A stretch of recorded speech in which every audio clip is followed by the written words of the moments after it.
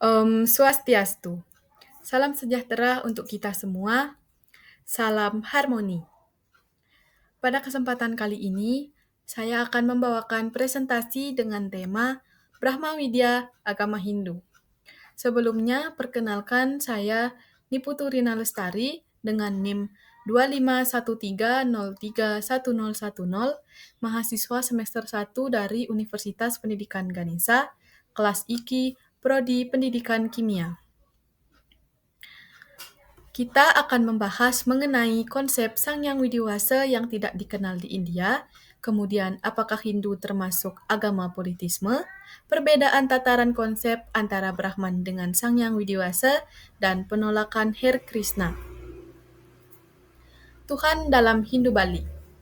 Umat Hindu di Bali menyebut Tuhan sebagai Sang Hyang Widiwasa, yang artinya Tuhan penguasa segala hukum alam.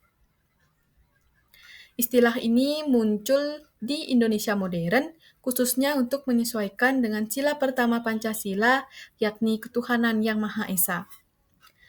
Jadi, meskipun terlihat berbeda dari India, maknanya sama, yaitu satu Tuhan yang menjadi sumber segala ciptaan. Hindu Bali menegaskan bahwa mereka bukan penyembah banyak dewa, melainkan menyembah satu Tuhan dengan sebutan lokal. Kemudian, Tuhan dalam Hindu India. Di India, konsep Tuhan disebut Brahman, yaitu realitas tertinggi tanpa bentuk, kekal, dan menjadi asal segala sesuatu. Brahman bisa dipersonifikasikan sebagai Iswara, yaitu Tuhan yang dapat didekati dalam bentuk dewa. Berbagai dewa besar seperti Wisnu, Siwa, dan Ganesha dipandang hanya sebagai manifestasi dari Brahman, bukan Tuhan yang berbeda-beda. Hindu India menegaskan sejak awal bahwa hanya ada satu Tuhan dalam berbagai bentuk atau wujud. Yang selanjutnya, apakah Hindu politisme?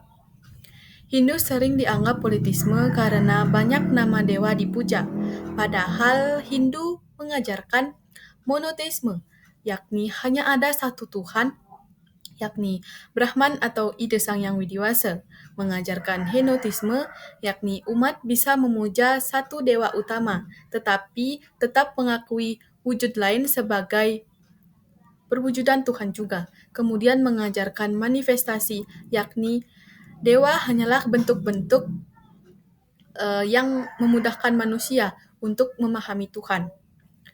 Hindu bukan politisme murni, melainkan monoteisme dengan manifestasi plural.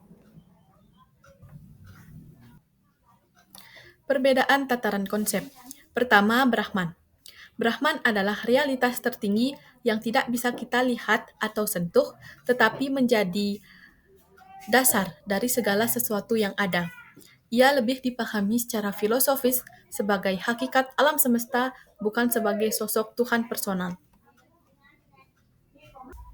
Selanjutnya, Sang Hyang Widiwasa. Sang Hyang Widiwasa adalah sebutan untuk Tuhan yang Maha Esa dalam Hindu Bali. Berbeda dengan Brahman yang abstrak, Sang Hyang Widiwasa lebih personal sehingga umat Hindu Bali dapat berdoa, beribadah, dan memujanya dalam bentuk berbagai manifestasi. Kemudian selanjutnya kita akan ke topik penolakan Her Krishna. Penyebab penolakan. Yang pertama, perbedaan ajaran dan ritual.